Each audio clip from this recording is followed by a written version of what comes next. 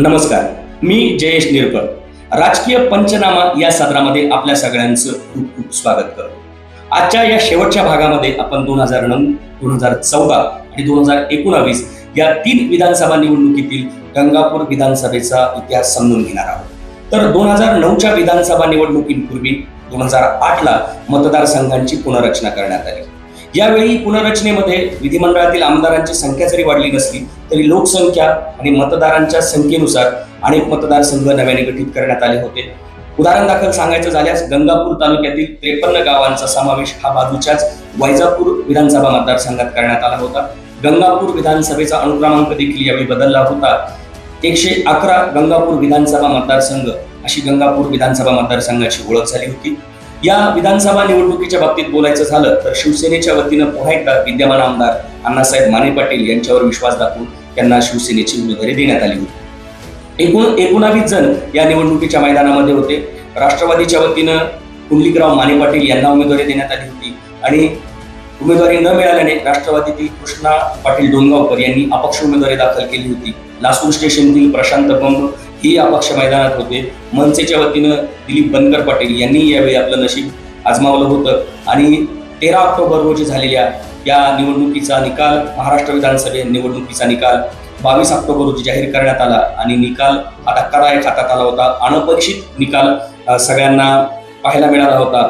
अपक्ष उमेदवार प्रशांत बंब यांनी शिवसेनेचे अण्णासाहेब माने पाटील यांचा 23,499 मतांनी अनपेक्षितरित्या पराभव केला होता. शिवसेनेचे अण्णासाहेब माने पाटील यांना 29,568 तर विजयी उमेदवार अपक्ष प्रशांत बंब यांना 53,067 एवढी मतं मिळाली होती. पुंडलिकराव माने पाटील जे की राष्ट्रवादीचे उमेदवार होते त्यांना 17,327, कृष्णा डोंगावकर यांना 23,786 आणि मनसेचे दिलीप बनकर पाटील यांना 7,012 एवढी मतं मिळाली होती. आणि या निवडणुकीत पुन्हा एकदा दुसऱ्यांदा अपक्ष म्हणून प्रशांत बंब हे विजयी झाले होते. अपक्ष निवडून येणारे ते दुसरे आमदार ठरले होते.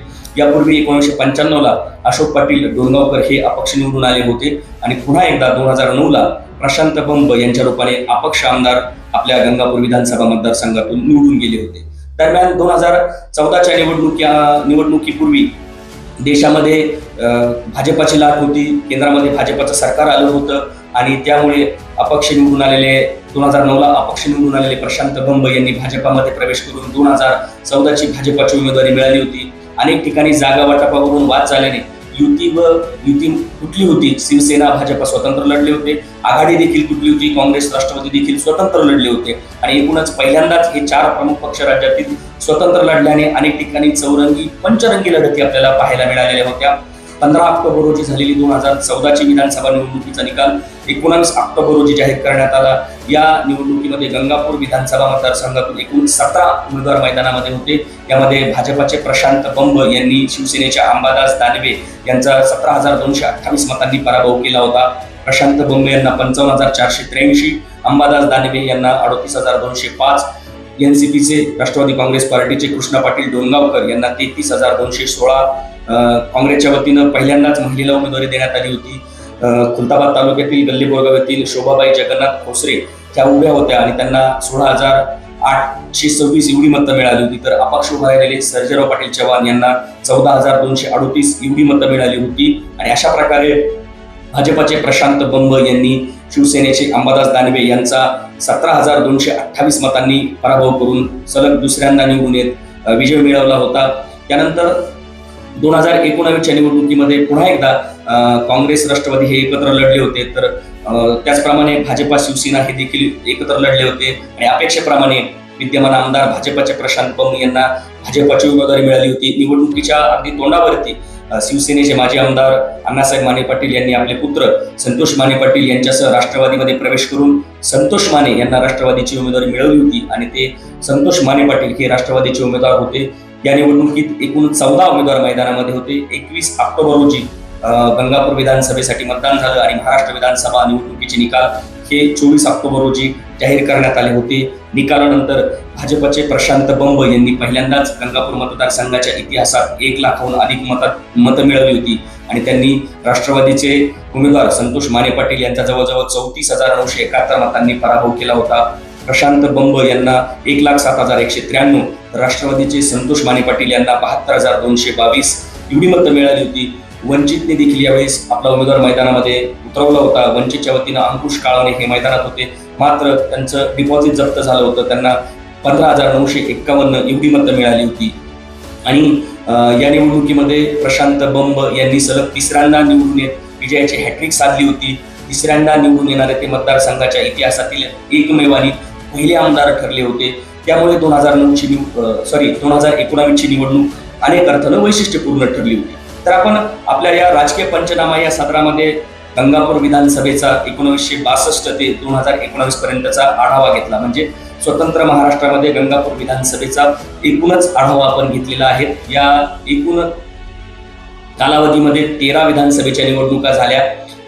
1962 ते 2019 दरम्यान एकूण 13 विधानसभेच्या निवडणुका झाल्या. यामध्ये 8 आमदार निवडून आले होते. 8 आमदारांनी आपल्या गंगापूर विधानसभेचं प्रतिनिधित्व महाराष्ट्र विधिमंडळामध्ये केलं होतं. यामध्ये सर्वाधिक 6 आमदार हे काँग्रेसचे, दोन्ही काँग्रेसचे मिळून निवडून आले होते. त्या खालोखार शिवसेनेचे 3, भाजपचे 2 आणि 2 अपक्ष असे एकूण 13 निवडणुकीमध्ये आमदारांच्या पक्षाच्या अनुषंगाने आपण जर बलाबल बघितलं तर असं बलाबल होतं. यामध्ये बाळासाहेब पवार, अण्णासाहेब माने पाटील, त्याचप्रमाणे अशोकदादा हे प्रत्येकी 2-2 वेळेस निवडून आले होते. तर एकमेव उमेदवार प्रशांत बंब हे सलग तिसऱ्यांदा निवडून आलेले उमेदवार म्हणून त्यांची नोंद आहे. एकूणच 1962 ते 2019 दरम्यान एकूण 158 जण मैदानामध्ये होते. 158 जणांनी या 13 निवडणुकीमध्ये आपलं नशीब आजमावलं. पैकी 128 जणांचं डिपॉझिट म्हणजे अनामत रक्कम जप्त झाली आणि केवळ 30 जणांना आपलं डिपॉझिट वाचवण्यामध्ये यश आलं.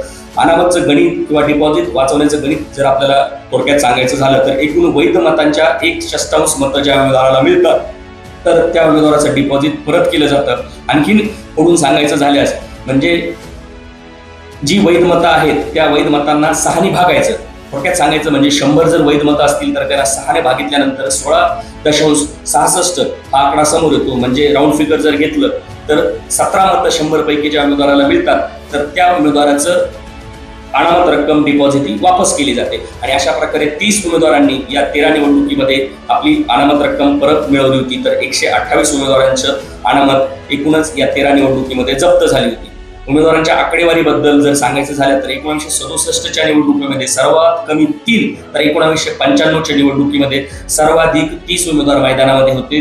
गंगापूर विधानसभेच्या बाबतीत सांगायचं झालं तर गंगापूर विधानसभेतून निवडून आलेल्या आमदाराला केवळ एकदाच राज्यमंत्रीपद मिळालेलं आहे. अशोकदादा डोणगावकर हे 1995ला अपक्ष निवडून आले होते आणि त्यांना मंत्रीपद मिळालं होतं आणि गंगापूरकरांसाठी अभिमानाची गोष्ट होती. असा एकंदरीत आपला गंगापूर विधानसभेचा प्रवास हा महाराष्ट्र विधिमंडळामध्ये राहिलेला आहे. या निवडणुकीचा आपण सविस्तर आढावा घेतलेला आहे. पुढच्या काळामध्ये आपण हे सदर असंच चालू ठेवणार आहोत. पुढे भविष्यामध्ये विधानसभेच्या निवडणुका झाल्यानंतर स्थानिक स्वराज्य संस्थेच्या निवडणुका होणार आहेत आणि त्यावेळेसही जी उपलब्ध आकडेवारी होईल त्यानुसार मी आपल्या समोर येणार आहे.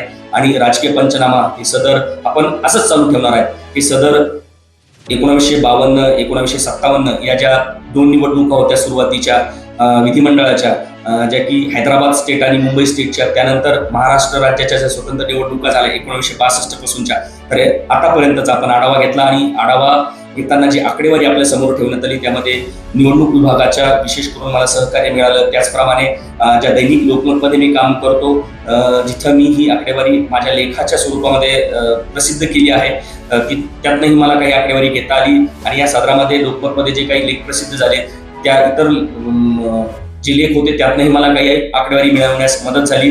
त्यामुळे मी निवडणूक आयोग, दैनिक लोकमतचे विशेष आभार व्यक्त करतो की जे भाग मी चित्रित केले आणि ते संपादित करून, एडिट करून आपल्यापर्यंत अगदी काटछाट करून, जिथे पाहिजे तिथे काटछाट करून आपल्यापर्यंत अगदी चांगल्या पद्धतीनं पोहोच केले. त्यासाठी माझा मित्र राहुल काकडे याचे मला खूप खूप सहकार्य लाभलं. त्याचप्रमाणे ज्या ठिकाणी चित्रीकरण केलं ते आमेज ग्रुपचे इंजिनियर अक्षय काटकर यांचीही मनपूर्वक आभार. एक आपण जी ॲडव्होकेट लक्ष्मण दादा माना यांची मुलाखत आपण या सदरामध्ये प्रसिद्ध केली होती, ती मुलाखत चित्रित करण्यासाठी माझे मित्र प्रदीप सावंत यांचं सहकार्य लाभलं, त्यांचेही मनपूर्वक आभार.